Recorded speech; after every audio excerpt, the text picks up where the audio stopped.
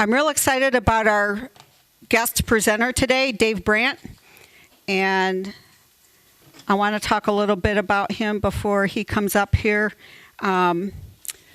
Sometimes the messenger is just as important as the message, and for many farmers, peer-to-peer networking and education is a key to increasing the adoption of conservation practices. David Brandt of Walnut Creek Farms from Carroll, Ohio began no-tilling in 1971 and planted his first cover crop in 1978 to control erosion on poorly drained, hilly clay soils, which I can attest to from Grand Ledge. David was influenced by early cover crop advocates Steve Croft and Gabe Brown, and both men inspired him to try a greater array of cover crop species and options. David and his family have hosted people from all over the world at their annual field day on their farm for the past 37 years. He's worked with Dr. Eisman from the Pinkerton Research Station of Ohio State University and has had delegations from Ukraine to China visit his farm. I first found Dave on YouTube several years ago, and what made an impression on me is that no matter who he was talking with, the message was the same. And I appreciated that. You get the same information. And David has the ability to take that scientific fact and turn it into something that we can all understand and use. So without further ado, I introduce Mr. David Brandt. Thank you very much. It's a pleasure to be here this afternoon. It's kind of unique to come and see different farms and things there. And we operate about 1,100 acres right now. As soon as corn is harvested, we'll be down to about 900 acres, and by next fall we'll be at about 700 acres because of development. We're one of the fastest growing counties in the state of Ohio. So we build houses. I don't know how they do it. They buy about 100 or 200 acre piece of property, put 500 homes on it, and within 2 months after you see the transaction in the paper, these homes, they dig a hole and evidently they have a sprinkling can because they just grow right up, you know. So this is a picture of our farm taken in December. Around us, nobody listens to us because they're still all conventional. You know, so we're like the oasis among the desert. But we still have fun. A lot of things go on at our farm that we enjoy to do. The big white building at the bottom picture is a brand new cleaning facility. We were able to do custom cleaning plus clean our own seeds. The green roof building is the farm shop that turned into a seed facility that we sell seeds out of. And the other buildings are just miscellaneous buildings, and of course the dryer set up in the middle. And I purchased this farm in 1971 from my grandfather. Next slide, please. Don't do like I did. You know, I met Steve Groff in 1998. He was a Pennsylvania farmer that come out with the tillage radish that we started with, and Steve came to me and asked me to help him. So we worked with Steve and helped him develop this tillage radish and how to utilize it and how to make farmers use it to their advantage. And this one grew out, and it was like 4 inches in diameter and 36 inches long. And I made a mistake and went down to the NRCS office and was bragging about it. And somebody took my picture. And now all of a sudden I'm a speaker and a well-known person that's supposed to know everything about it, and I still make lots of mistakes. So I guess don't tell somebody if you do something great, just kind of keep it yourself, and you won't have to tell anybody, you know. So that's the fun part. Go ahead. In our area, guys tell us if we no-till, we farm ugly, you get no corn. So this was a farm that we started 7 years ago on. This is the third time it's had, the first time it's had a cover crop. In the background you can see the corn, and that's with 50 pounds of nitrogen. You know, in the forefront you can see the peas and radishes growing, and this is how we started. To get started in the soil health movement, I think you need to think about what you want to do. I think rye is really easy after corn to go to soybeans. First, you need to consider, make sure you read your label or your chemicals and find out how long the residual of these herbicides are before you start. Because if you're doing late post application on soybeans or even corn, it could have a residual effect to that cover crop you're going to sow. It would happen to be a herbicide that controls the grass, and some of these herbicides will say not use grass crops after that for 6 months or 4 months. Make sure you pay attention to that, because if you buy rye and you plant it, it's only been 2 months after you used a herbicide, it has a chance to kill it. So make plans. Try the best to do the best you can do. Every year is different, you know. You're not being conventional. You know, some years you can start in May planting corn. Some years you plant corn the last day of May. You know, doesn't matter whether you're conventional or no-till. Sometimes you have to replant the corn. You know, sometimes it don't work. Next picture, please.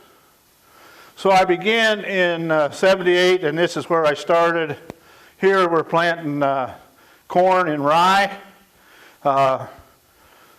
Basically, it's a 30-20 with a 6-row John Deere planter. We started with an Alice Chalmers. We used it for 5 or 6 years.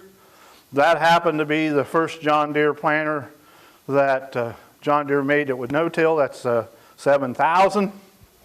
The serial number was 001. So I felt pretty lucky to buy the first one. We did a hell of a lot of modifications to it to make it work so we could do it, but we learned a lot, and we've grown from there. All kind of colors now work. It doesn't matter whether it's green, yellow, blue, or whatever. All the planters today that's manufactured, you can no-till, and they all work fairly well. Next slide, please. We're going to talk about different species that we've worked with. And we're going to start with some legume species because we like to use them ahead of corn, because there's 75% nitrogen in our atmosphere. So why, as farmers, we're not using that to help us reduce our input cost, you know. So what we're doing here, this has happened to be the years when we had set aside back in the 80s and 90s. We would put sweet clover in fields, leave it grow 2 years, and plant corn in it. You know, a lot of guys would have the set aside because they took the worst field and they set aside for 5 or 6 years. We always moved ours every year. That way we get a cover crop in. And the longer you can have a cover crop in, the more roots they'll develop, the better things work. Next slide, please. Crimson clover is another nice legume that works really well.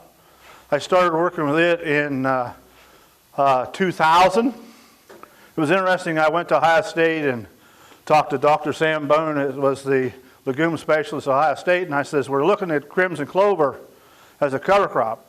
Well, now, David, I'm telling you, it comes from Kentucky, and it won't grow east, it won't grow north of the Ohio River. I wouldn't spend my money. I thought that was a pretty good challenge. I'll just prove him wrong, you know. And guess what? It grew. You know, and we're using the mixes today. You know, it may not grow enough to make seed, but we don't care about the seed. We just like to see the roots. We like to see it collect the nodules. And it has a fibrous root system in the top 6 or 7 inches of the soil. Next slide, please. Fava bean is another, that's a warm season legume. We've showed you some cool season legumes. Now we're going to talk about warm season legumes. Fava bean is a great legume for warm season. Why do I say warm season? What we're looking for is something that will grow after small grains that we don't know what the weather's going to be. We don't know whether it's going to rain after July. We don't know how hot it's going to be. So we use different things, species in our mixes to make sure we can get something to grow. The worst thing about a fava bean is that 30 days after you plant it, it puts on a white bloom. Another 3 days, it's putting seed pods on. So guess what? It's moving the atmospheric nitrogen that it put on the roots. Now it's blooming and making seed. So now we're taking that nitrogen from the soil to make the seed, just like a soybean. So if we can keep things from blooming, or just at bloom, that's maximum nitrogen. So this plant works really well like late August, mid-September, where you may have a 30 or 40 day window. that you could get something to grow and let it frost off. Next slide. Cowpeas is another warm season legume. One nice thing about cowpeas, 2 dewy mornings, once they're planted, that's all the moisture they need to grow. They'll grow in the driest dirt you've ever seen, and they'll do their best job. If it's 100 degrees, they love it, they grow well. If it's 70 or 80 degrees, they're slow at growing. They don't collect much nitrogen out of the atmosphere because they're slow growing. But that's why we try to put them in a blend. Next slide. Sun hemp, this was a fun story. I went to a meeting like this, I think it was out in Indiana. It was about 2004 or 5. And this colored fellow stood up and was talking from Africa about this product called sun hemp, you know. And he showed him planting it, and it had the date on the slide. I think it was like the July the 20th or something like that, you know, and he was planting and showing how to do it. And then the next slide was July the 30th, and it was 7 foot tall, 2 inches in diameter. And the next slide, he showed the nodulation. Nodulation looked like a ping pong ball, you know, big. And when I saw that, and I'm a greedy guy, you know, if I get them big, it takes longer for the bacteria to eat them or break down in the soil. It's going to last longer, so it'll have more nitrogen released. I said, I got to get this thing. So after the meeting, I talked to him, and I said, will you send me a bag of seed? He said, yeah. And he says, I'll send it to you free, but he says, you'll have to pay the freight. I said, just send it COD, and that's fine. And I left, and about 4 months later, it was like September when I saw my wife come out in the field, and she says, UPS truck just dropped a bag of something that's in a burlap bag. And she says, I had to write a check for $350 for COD. She says, what is it? I said, well, I don't know. Let's go look. And, of course, when I got there, I saw it was sun hemp. And she says, what are you going to do with this? And I says, well, this is going to be a new legume we try, you know. So I planted the first year with what it got 4 foot tall. Disappointing as hell, I thought. You know, I mean, I was expecting it to get big and tall and ugly and, you know, have big nodules. Well, it had nodules the size of my little thumbnail here. But, you know, it's doing its thing.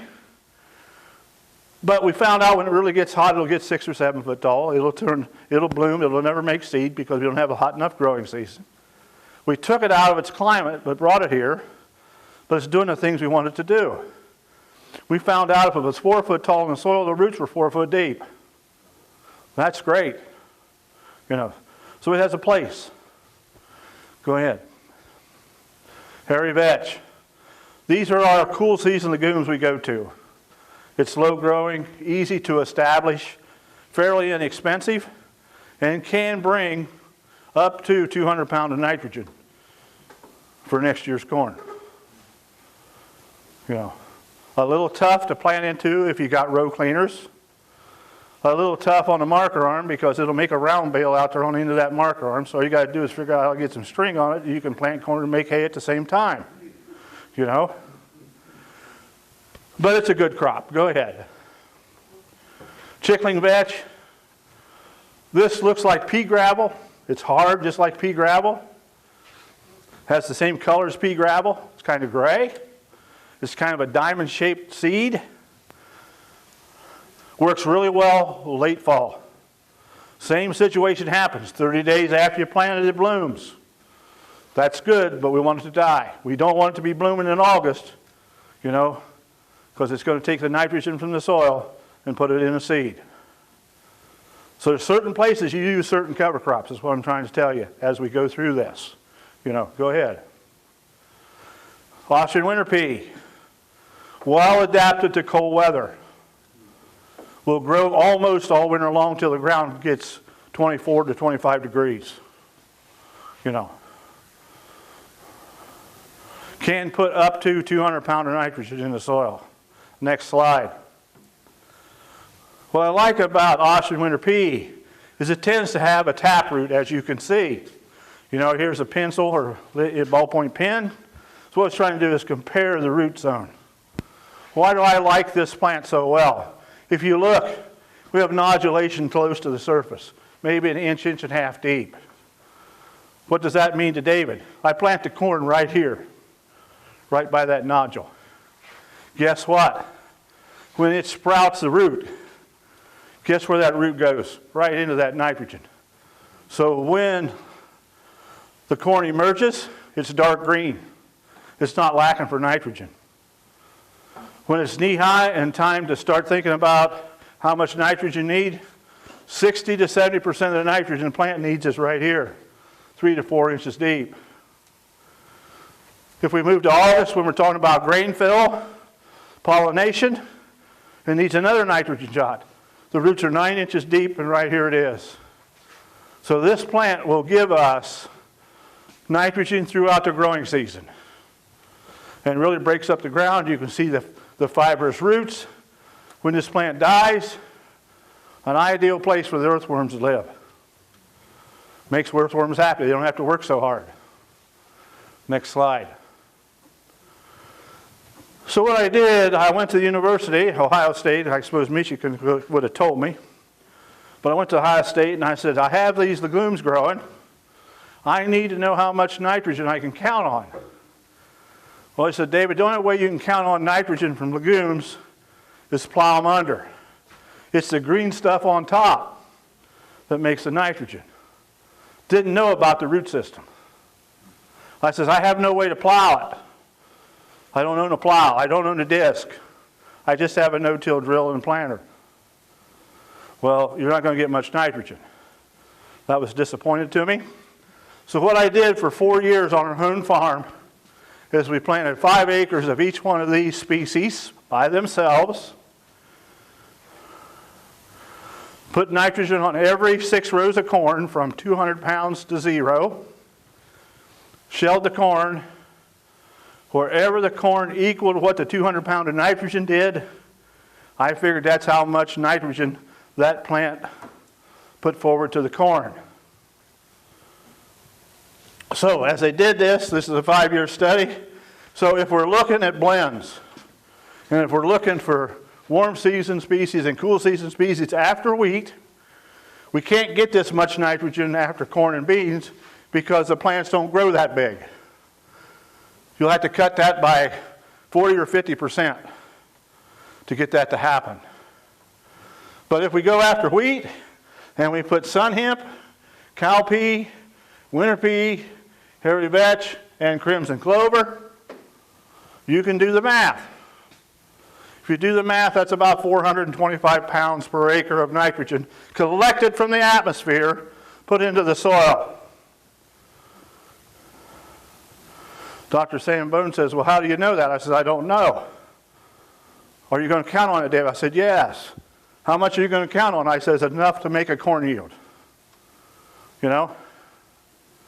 I figure if I get 200 pounds out of all this is not going to get released the year you use it. About 65, 70% of it is going to get released. So that made 200 pounds. Worked out pretty well. Next slide. We're going into what I call a broadleaf, which is a buckwheat.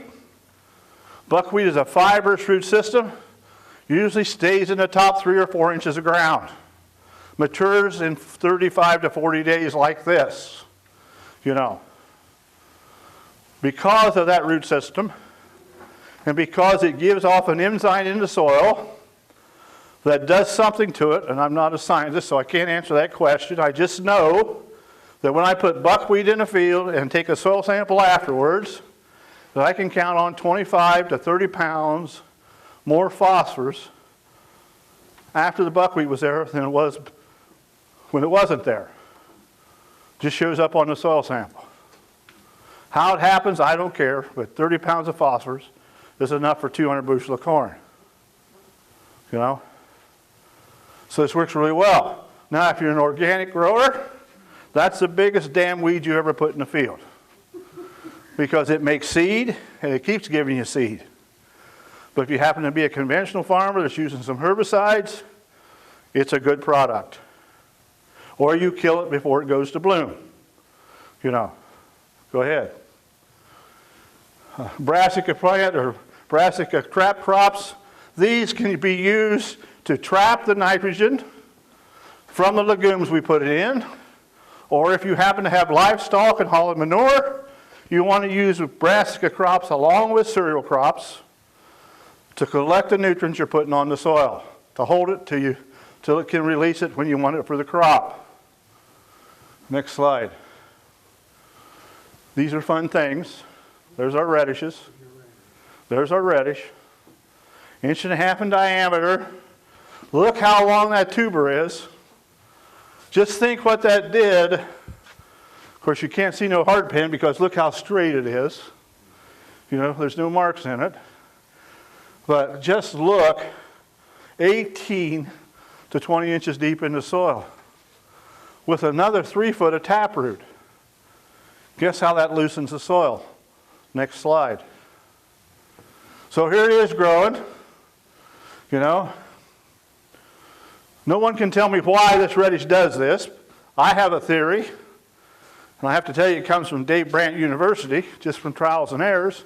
But I think this radish hit the plow pan at 9 inches deep because it come out of the ground 9 inches, you know.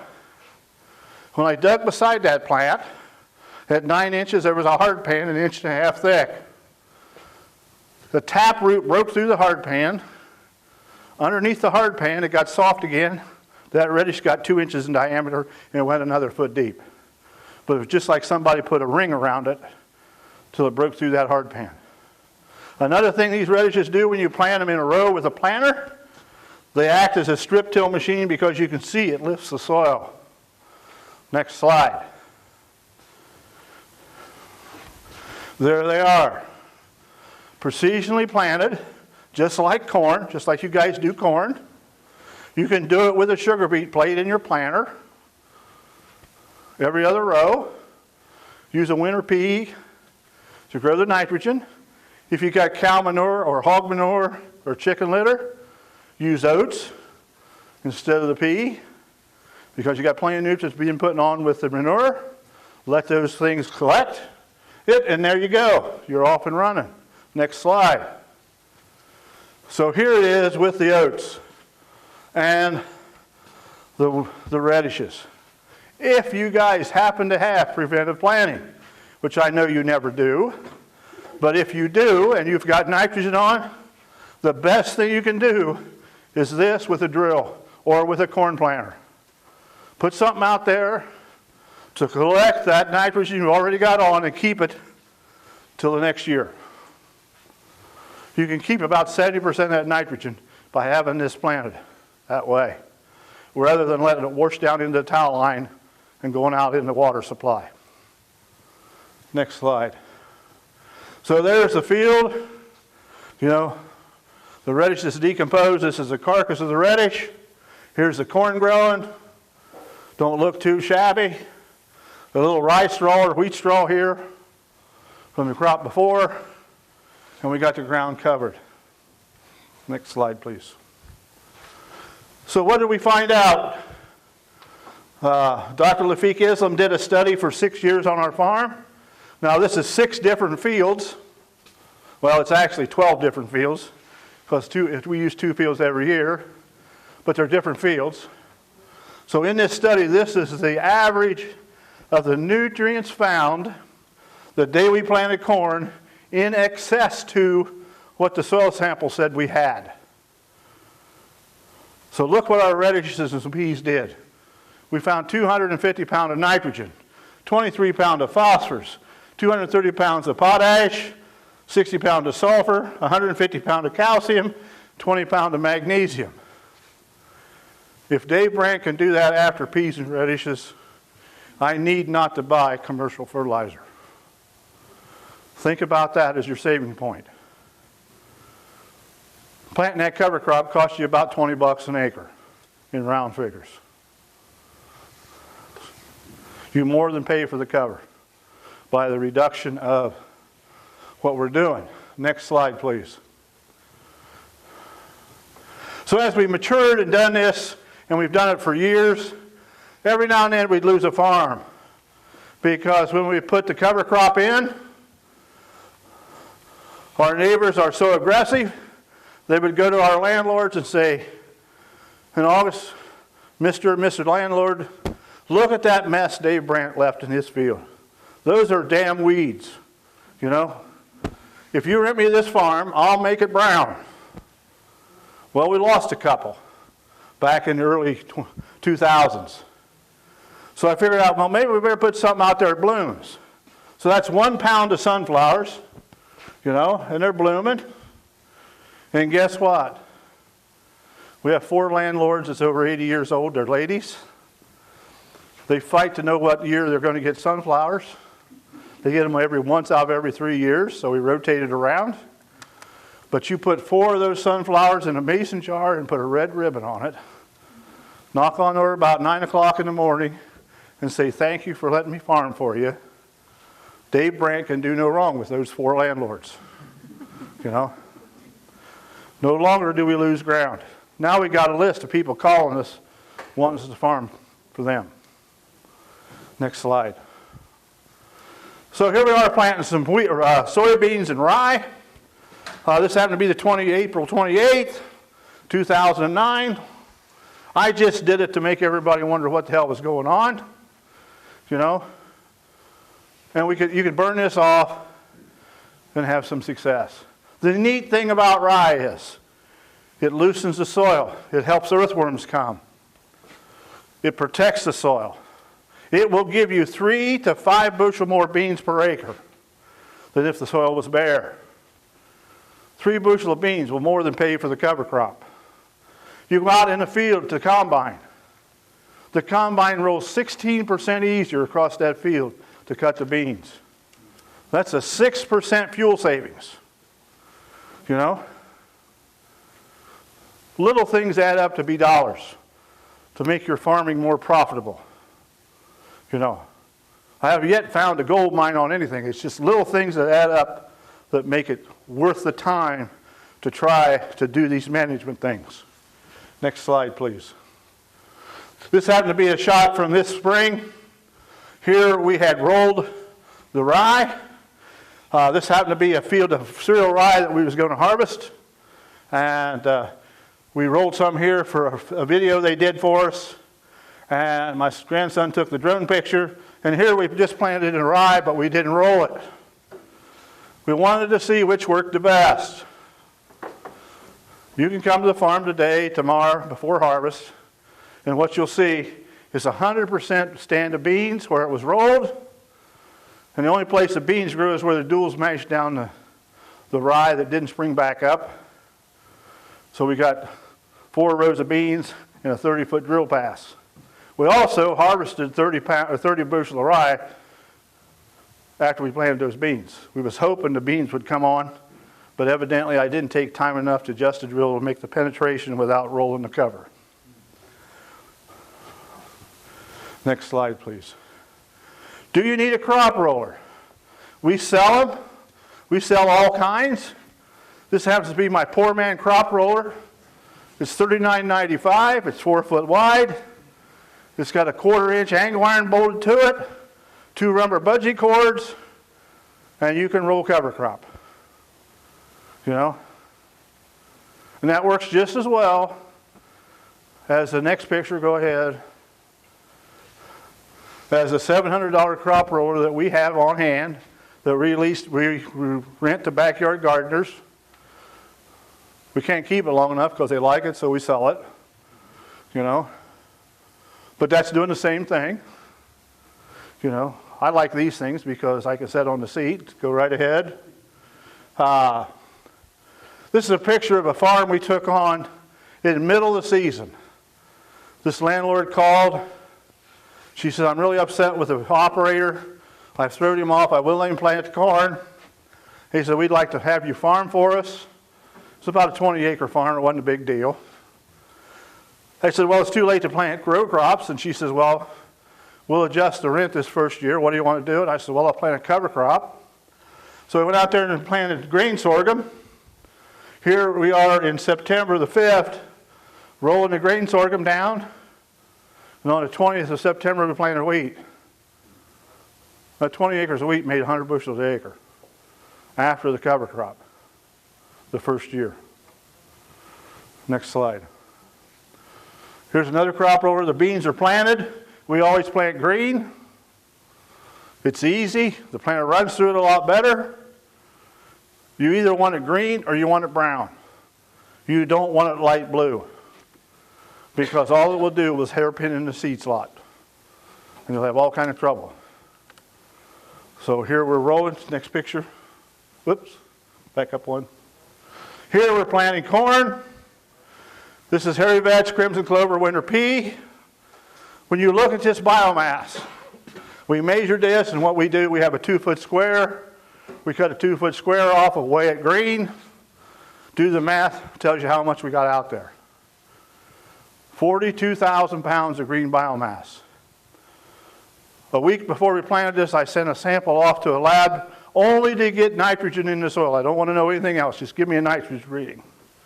They said we had 220 pounds of nitrogen in the soil to plant this crop.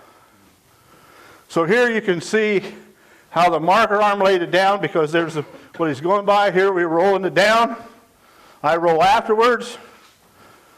I'm not a good enough guy to keep the planter adjusted right. Guess what? You roll that cover crop flat on the corn, it comes up. Doesn't matter whether the seed trench is closed or whatever, you got enough residue to make it work. Go right on.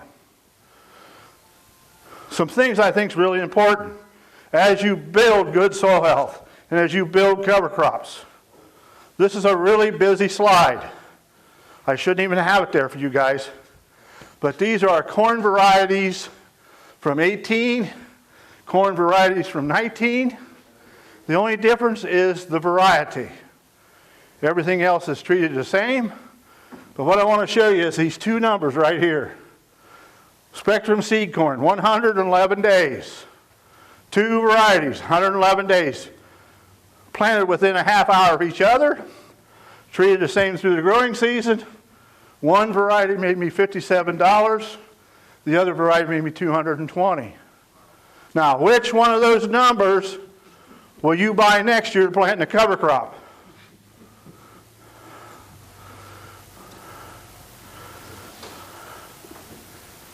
Now, the problem is, Spectrum told me that $57 one was the best damn corn they had grown conventionally. Out yields everything conventionally. What happened when we stressed it in a cover crop situation? And the problem is we have no researchers, no universities, no seed companies doing this kind of stuff. So let us know. Now they'll be planting in rye. They'll be doing single little things, you know. And I'm not blaming the seed companies. I'm just saying they don't understand. But we did better in 18 or 19. We did a lot better. But there's still difference. There's $95, of course, you know. But the interesting thing is to go over here and look at the protein. You know, if you're feeding livestock, do you want to feed a 6% protein corn or a 9% protein corn or 11% protein corn? You know? ADM and Cargill don't give a damn. If it's yellow and got a red tip on it, it's corn. You know? One of these days, we will be selling corn by nutrient dense. And I don't think it's very far away.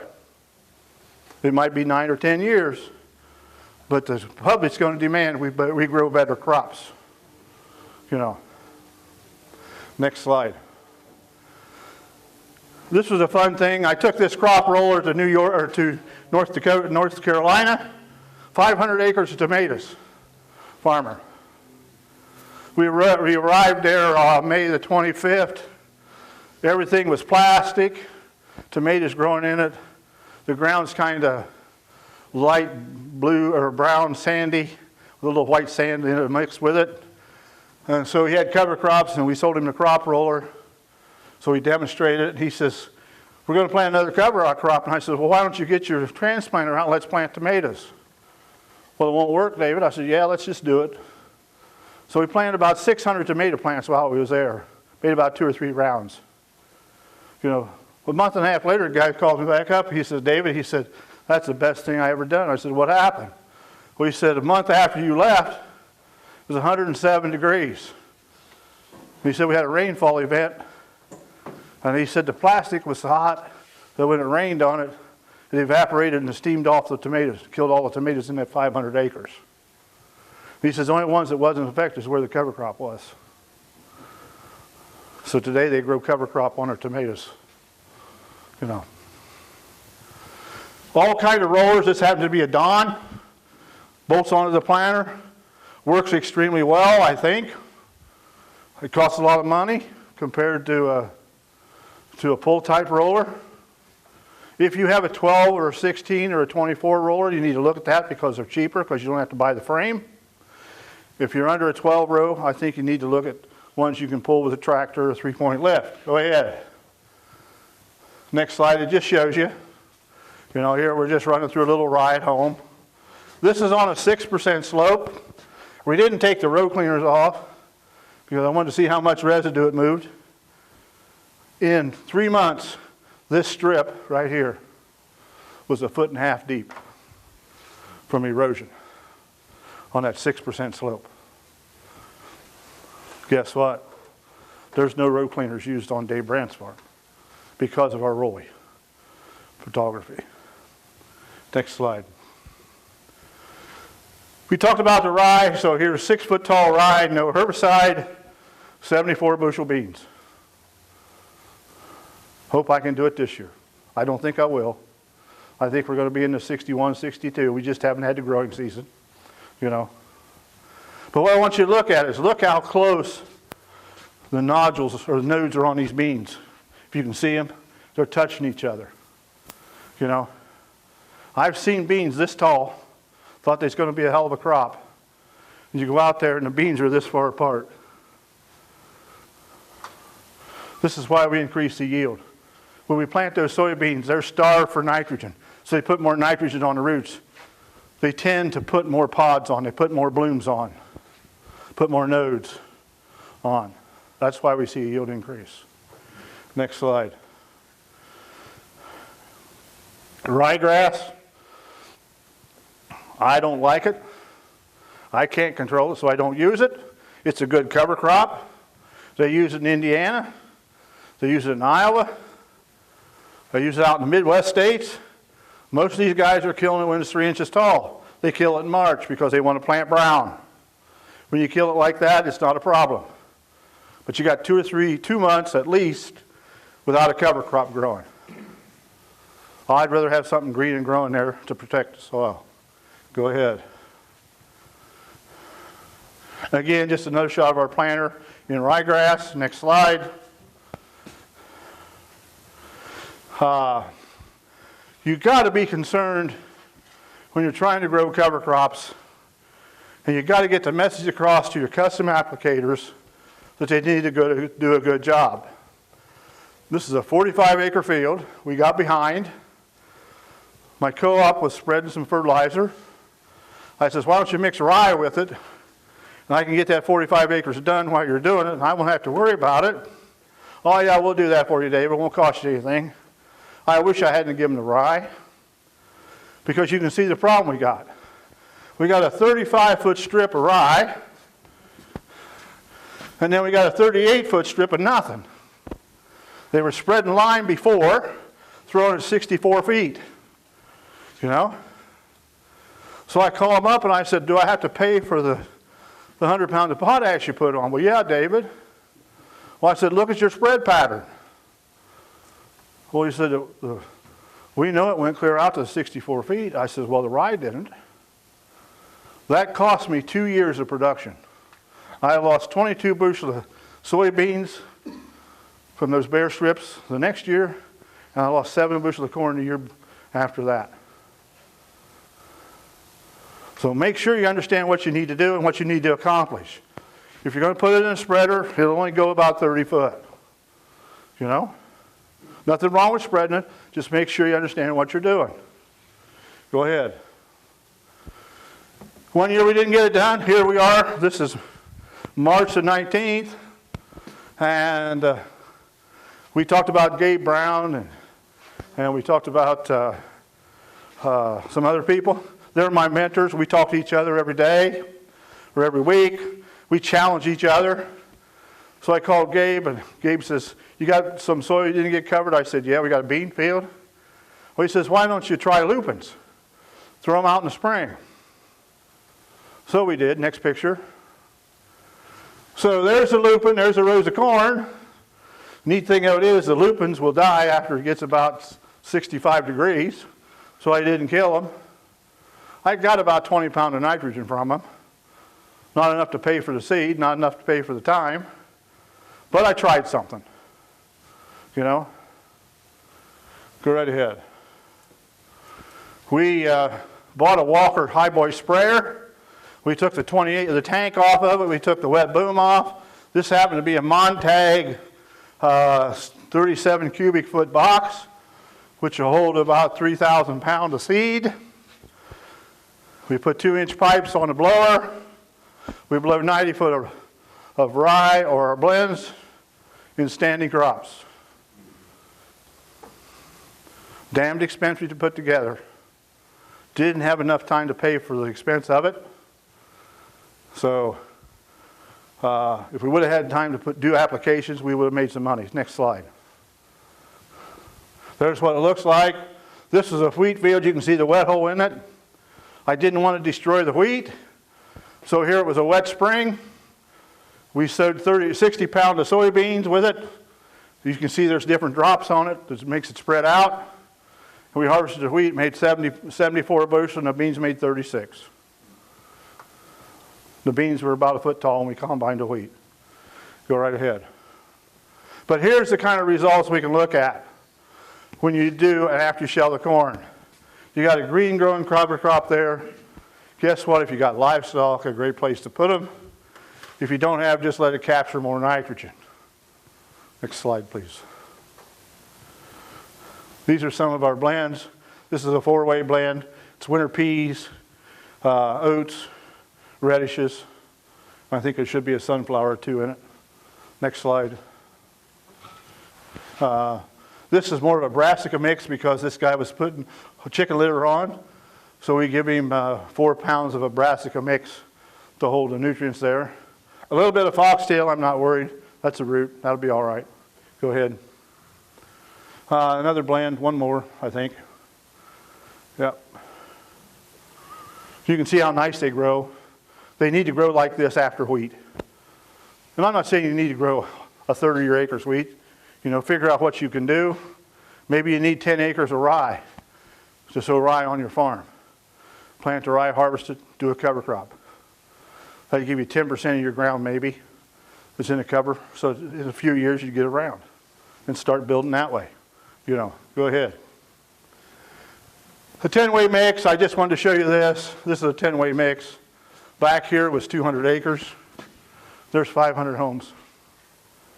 There's the patch that's got 500 homes. You know. Sometimes when we turn it green, they build houses on it. Go ahead. Are you concerned enough? Neat thing about this picture is, this is pearl millet. Millet grows out in the Midwest, you know. Supposedly it won't grow in a high. We don't have enough heat or enough moisture, or we have too much moisture. We don't like moisture. But guess what? A few pounds in the mix, they seem to grow really well. You know. That day we had 350 people at a field day. This is my big challenge. I thought I was smart enough now, you know, I've done this for a long time. I said, man, if I can grow 100 pounds of nitrogen or 200 pounds of nitrogen with 4 or 5 legumes, why can't I do it with 10? You know, so I grew 10 legumes. They really did well. Had lots of nodulation everywhere. I took a sample in the fall and sent it to Rick Haney down at Temple, Texas, because he does my nitrogen tests. Interesting comment, he come back, he says, you got 497 pounds of nitrogen in the soil, David. He says, good luck on planting, with a big exclamation mark behind it. You know, I thought, what the hell is he talking about? Good luck, it's loose, it's going to be fine. You know, come spring, things are all dead, or we've rolled what's left, and we've got it rolled down. Get the corn planter out, 6-row John Deere planter, 500 pounds of fertilizer in every box. Start in, seeds laying on top of the ground. Can't get in the ground. Put 2,700 pounds of suitcase weights on both sides of the frame. Ah, that'll do it. Got it in a 1/4 inch deep. I called Rick Haney up. I said, what the hell's going on, Rick? He said, you're trying to plant corn, aren't you? And I said, yes. You know, and he says, you're a dummy. I said, well, maybe I am. What happened? Well, he says, when I was in the Philippines, in the military, we used anhydrous ammonia a ton to the acre on the sand to make runways. He says, that's exactly what you did. You took all the carbon out of the soil with those legumes and made it a high nitrogen soil, and you just made it hard. Now, to solve that problem, David, is you got to grow 1 or maybe 2 years of a grass product to loosen that soil back up, and that's what we did, and it worked. So don't get greedy, guys. Words of wisdom. 2 or 3 legumes in a mix is plenty. Go ahead. We plant some pollinators. We like them real well. You can just throw anything you want in there so it'll pollinate, bring beneficial insects. If you happen to want to visit us and want to see how many beneficials we have, I do have a sweep net. And if you sweep, you'll probably find between 25 to 40 beneficial insects in a sweep net, and probably only 2 harmful ones. We have not used a fungicide or insecticide for 10 years. We have not used seed treater for 6 years. All the seeds we plant are naked. No treatments. And we're getting along fairly well. But we are delay planting, so we make sure the soil is up to 55 degrees or warmer before we start. So that way that corn jumps out of the ground in 3 or 4 days and it's off and running. Go right on. How thick does it have to be? It's just got to be there. That's pretty thin sparse. There's about 25 plants per square feet. We should have 30 to 40. You know, that's enough. Go ahead. High carbon crops. If you want to build fast organic matter, use high carbon crops. This carbon crop will probably put 0.5% organic matter in the soil a year. You know. Go ahead. There's what it looks like when it winter kills. Underneath there, there's hairy vetch. That's a December picture. Guess what? This was Sudan sorghum and millets. An ideal winter pasture. If you got cattle, sheep, something that needs to eat it. Because they'll balance the ratio. They'll balance, they'll eat the brown, they'll eat the green, and they'll eat what they want. You don't have to worry about them having any problems with digestive systems. Go ahead. This is 2012. 2012 was our driest year ever. We had 8.8 inches rain for the whole growing season. In contrast to that, in 2011, we had 64 inches. You know. But here we only had 8 inches in the growing season. We took wheat off. We planted that on August the 1st. This is September 23rd. And that's all the warm season grasses. And look how they've grown. And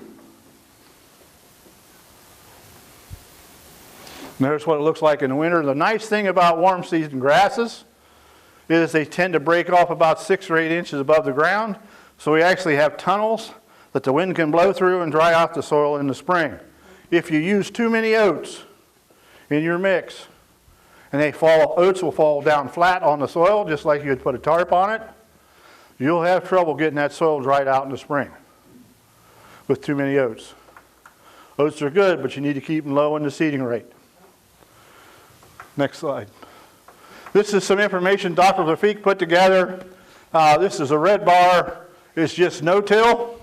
So what we was looking at is how deep does our nitrogen go in the root zone. So here's a 2 inches level right here. And over here, this is equaling about 200 pounds of N. And here it is at 10 inches deep. So that just proves to me that we have nitrogen throughout the profile. Next slide, please. And of course, I work with our VOAG department, and I really work with 2 VOAG departments. This happened to be LU school. They have about 20 acres. And every year I just let the kids use my equipment. I ride in a tractor. One kid gets to make a round, and the next would get in. And about halfway through, this young man, he was a junior, and he said, "You're talking about cover crops to us, Mr. Brandt." He says, "You got soybeans in them odd boxes." I said, "Yeah, we were planting beans yesterday, and we come here to plant your corn." Well, he says, "What do you think about putting soybeans while we plant corn?" And I said, "Well, that might be an idea, you know." He made his rounds, and I didn't say anything else to him. And when he got out of the cab, he says, "I didn't mean to make you mad, Mr. Brandt." I said, "You didn't make me mad. I'm just pissed off I didn't think about it ahead of time." You know? So the rest of the field, we put in soybeans and corn together. You know? So this is the kind of thing we looked at. You know, look at the color of that corn with no fertilizer. We shut the fertilizer off. It's the FA's field. They don't need to make a whole hell of a lot of money, so let's just find out what works. You know, so the next slide. There's his a little later. Look at the color of that corn. It's not hurting for nitrogen. You know? Next slide. There it is again. You know? Next slide should give us the results. So this was their plot. And of course, we always give them to plant different corns because that way they give them to them so they have no corn cost. You know, and I furnish the equipment, and we get a fertilizer company to give them the fertilizer, so everything's free, so the FFA makes a pretty good bunch of money on 20 acres. So here was 4 varieties that had soybeans, right here. We moved down the field 12 rows away, so we didn't have any problem with anything, and put the same varieties in, and used 140 pounds of nitrogen. What happened? Why did not the 140 pound of nitrogen yield more than the other corn that had no nitrogen on it? I think 2 things happened. I think we put the nitrogen too close to the corn. We was about 4 inches away. And I think with 140 pound of nitrogen, we had too much salt in the soil, which affected the root system.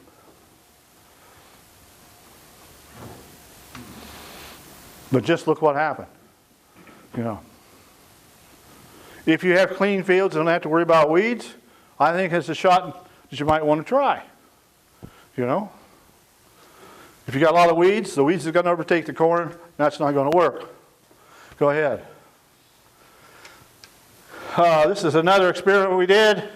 This was a thin cover crop. This had about 20 plants per square foot. We just went in and planted corn, and we did not have enough nitrogen fixing things, and the corn did not compete very well. You can see it needed nitrogen. I'm just trying to show you, we do stupid things and it don't work too. That's how we learn. Go ahead.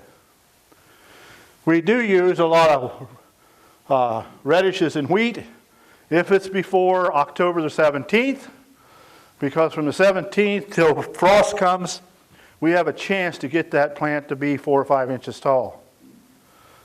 And we end up with about 9 or 10 more bushels of wheat. I don't know why, but it just works. It's really difficult to do this mix.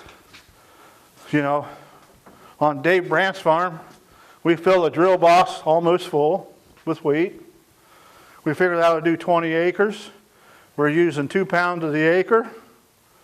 So we put 80 pounds of radishes on top of the drill box, or on top of the drill, the rye or the wheat in the drill, close the lid, take off.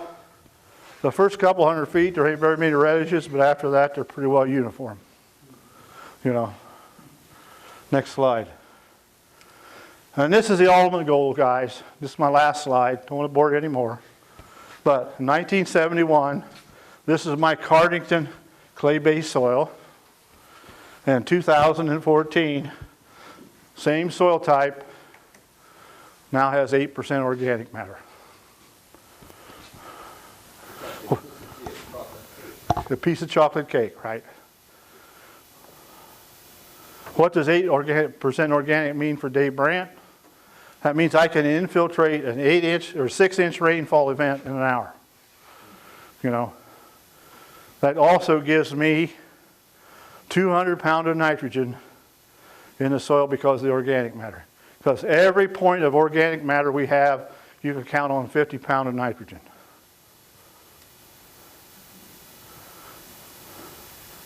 That's all I have, guys. Any questions? Yes, sir.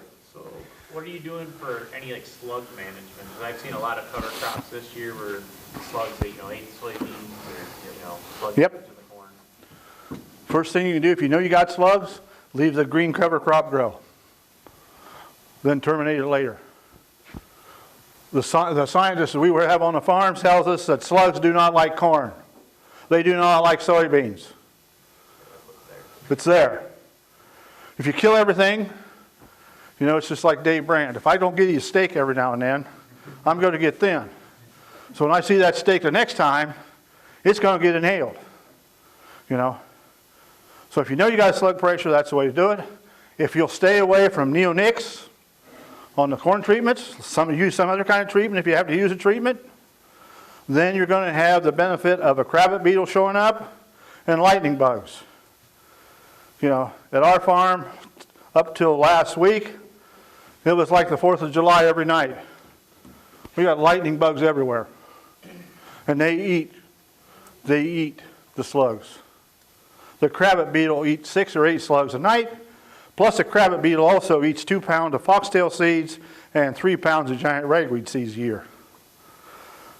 So there's 2 benefits to having the slug, or to having the crabbit beetle. Another good thing is you have the radish in there. The radish will give off a sulfur odor over the winter, which will actually kill the slug eggs. Because I've seen the slug eggs, if you've not seen it, they're a little, looks like the pin, the ballpoint pin, that little roller at the bottom. That's how big a slug egg is when you see it, only it's clear. When you put a radish in there and you find them, they'll have a dark lesion in them. That dark lesion killed the egg, so it won't develop. So those are some things you can do. Delay planting till the soil gets warm so the corn comes up. The only reason it eats the corn, it's slow growing. If the corn's healthy, it'll grow out of it. Now, it'll eat on it, but it'll grow out of it. And slugs are not only in no-till, they're also in conventional. What's generally your first frost date then? Our first frost date's probably, I'm going to say the 2nd of October. To 2nd to 3rd, I think. It's pretty close to it. And it might not be a killer. Are you able to sell carbon off your farm? No. Carbon credit? No. How come? No. Reason is we've already done it. Now I can sell carbon. Indigo has been on our farm. We've done a lot of work with Indigo. Their main boss was on our farm about 6 months ago, talking about their new carbon program. He says, David, we'll make you qualify if you plow everything and start over. Because what they're doing, they're looking for farmers that's doing conventional work, reduce the nitrogen. The first year, that'll give you 1.5 tons carbon credit. The next year, you put rye in, that'll give you 1.5 tons carbon, another 1.5 tons. You accumulate credits, you'll get paid more. So if you haven't done it and want to sell carbon credits, now's the time to get involved. I would wait a while.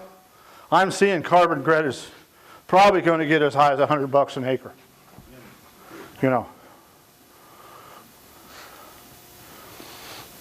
That's been our problem with every program that's come out from the government. We've never been able to do anything because we've always done it. So we have no crop insurance. I'm not bragging about it. I probably should carry it, but I'm stubborn enough I don't want to make that payment. We've never had a loss on the farm that would have triggered a loss to make a payment. So I figure why pay that extra $7 or $8 or $10, however much protection you want. And that way I can do what I want to do. If you're in those programs, sometimes you're locked in and not be able to do some things that we're doing here. Not saying there's anything wrong with crop insurance. Don't mean it that way. Yes? Are there multiple different methods to terminating cover crop mixes? Is it always roller crimping or? Well, I think there's a lot. You can use a roller crimper. You can use a chemical type deal. You can plant cover crops that will winter kill, so it's brown in the spring. You still got the residue there to protect the soil, you know. But I like to have something green and growing, because I know if it's green and growing, it's building our microbe herd, you know. If you had an idea of what we can do with livestock, everybody's probably grazed at some point in time. You know, you get 1 cow and 1 calf on an acre, you're doing awful good, you know.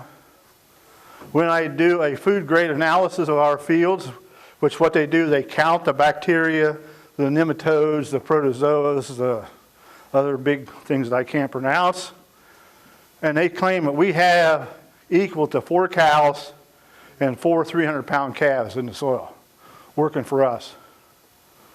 We'll find that in the fall when it snows, we may go through 2 snows before we see snow accumulate on our soils, just because of the critters in the soil giving off heat.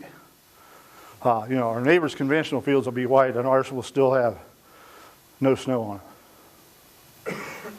Yes, sir. If you're using hairy vetch before corn, and you plant it after beans, and it gets up in the spring, would grazing cows on the vetch early hurt you? Probably not. I would manage it so they didn't take it clear down, you know. Would it set the vetch back enough so that you wouldn't have to spray? It may. Depends on how close you let it graze. Do you crimp any corn? Have I crimped corn? I mean, after the corn's up. Would that hurt it too much? No, I've not. I guess I'm afraid. I mean, we did some stupid things in the 80s where we used a brush hog and mowed it off, you know. Yeah. And they said it would help it. Well, if you not the right day, it don't help it.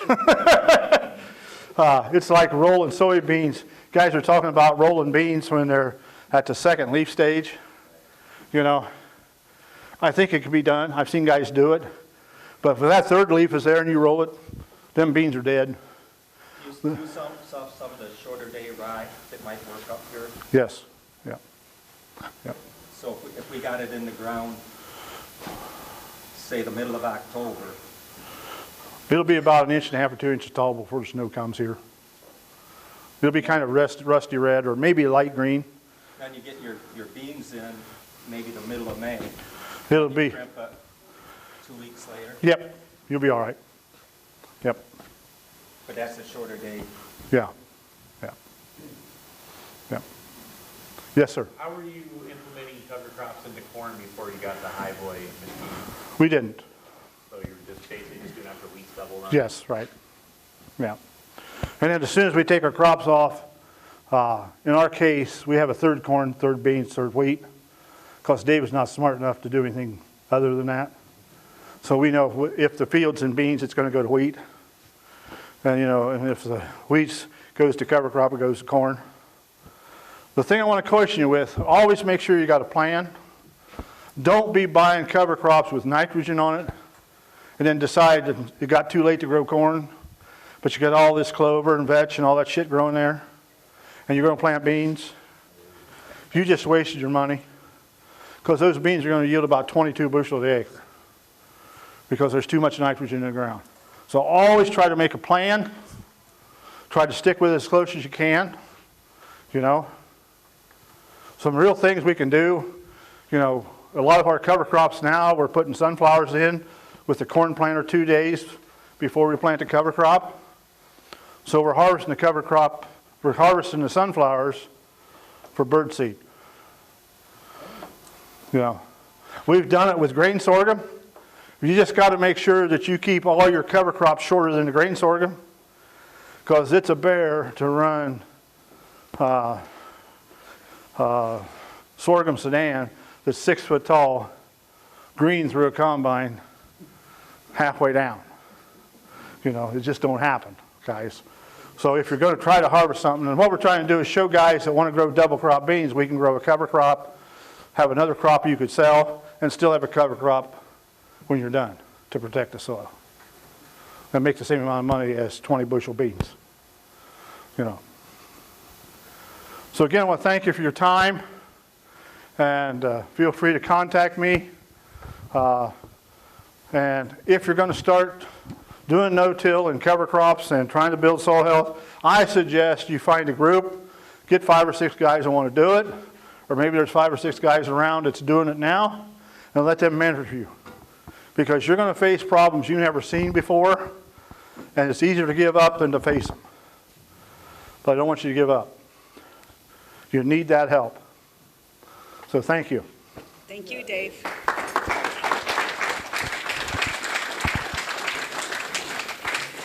Thank you.